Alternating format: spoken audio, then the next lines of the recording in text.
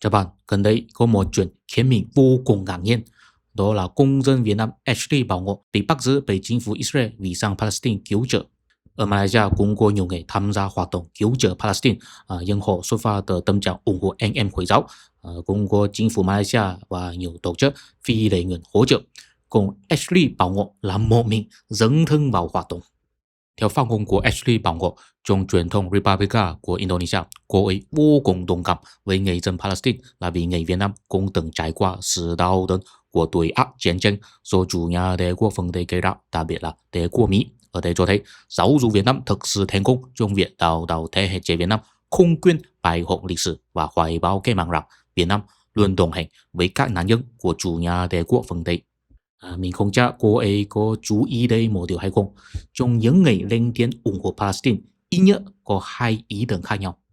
Một là cánh tả phương Tây đứng trên chủ nhà đa văn hóa cho rằng bất cứ dân tộc và giống người nào đều bình đẳng với nhau, và cáo buộc những người không ủng hộ Palestine là vì lấy phương Tây làm trung tâm cho nên miệt thị các dân tộc khác bất chấp sự đau đớn của người dân Palestine.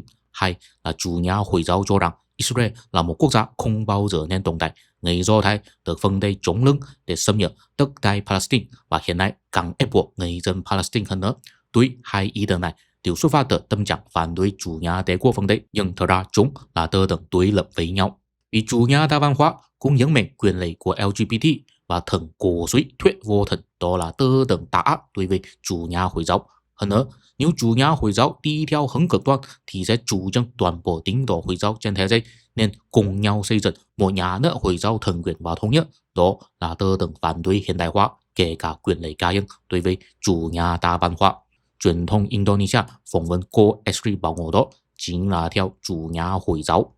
Dù sao đi nữa, cô ấy cũng khiến mình liên tưởng tới một người Pháp gốc Việt xuất sắc, Paul Trần Văn Thịnh. Ông sinh ra ở An Giang năm 1929, từng làm tuổi du kích chống Pháp, sau đó bị bắt, may mắn được một lính mù Pháp giải cứu và mang sang Pháp du học, rồi trở thành nhà đàm phán khế ước thương mại xuất sắc của Pháp, có danh tiếng vì tranh thủ lợi ích cho người nghèo và đối kháng với sự bóc lột của nhà tư bản. Mình biết tới ông ấy là vì trong cuốn sách Giải cứu dân chủ của Tần Huy, chỉ thơ phản đối sâu xa nhất của Trung Quốc, có kể rằng năm 2001, hai ông gặp nhau tại một hội nghị ở Pháp. Paul Trần bảo rằng khi Trung Quốc đàm phán gia nhập WTO với Mỹ, họ chỉ chấp nhận mức trợ cấp nông dân 8% thay vì tiêu chuẩn 15% của các nước đang phát triển. Điều đó cho thấy Trung Quốc dừng bỏ quá nhiều trước Mỹ. Nếu Mao Zedong còn sống thì chắc chắn sẽ không mềm yếu như vậy. Tần Huy cười và nói với ông rằng trong thời bao cấp, Trung Quốc vốn là luôn tích lũy tư bản nguyên thủy bằng cách ép giá thu mua nông sản. Trong thời Mao, Trung Quốc không những chưa từng trợ cấp cho nông dân mà thậm chí còn là trợ cấp ít nhất ép giá khoảng 30%. Khi đàm phán với Mỹ, Trung Quốc thật ra chỉ giả vờ một trợ cấp nông dân để đổi lấy những bộ của Mỹ ở các chỗ khác. Paul Trần nghe xong rồi chỉ tỏ vẻ kinh ngạc và khó hiểu. Tần Huy đánh giá rằng tội nghiệp ông Paul Trần tuy sinh ra ở Việt Nam nhưng thời đó Việt Nam vẫn chưa có thể chế cộng sản.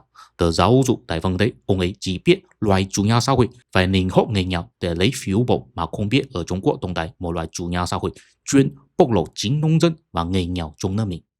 Ở đây cho thấy một khẩu hiệu giống nhau sẽ vì các điều kiện khách quan và hành động công nghệ mà dẫn đến kết quả khác nhau. Với mình, nếu trước tiên không cân nhắc những yếu tố này thì chủ trương bất cứ ý kiến chính trị nào đều sẽ có vẻ phiến diện. Hiện nay, thế hệ trẻ Việt Nam phản đối chủ nhà đế quốc phương Tây. Bản chất của chủ nhà đế quốc là sự mở rộng của chủ nhà tư bản. Nhưng bây giờ các nước phương Tây cũng đã thi hành chủ nhà xã hội. Cùng một số nước đang phát triển lại thi hành chủ nhà tư bản táo bạo hơn. Vậy xin hỏi thế hệ trẻ Việt Nam có biết mình đang phản đối cái gì hay không? Tiếp theo mình xin bàn luận điều đó.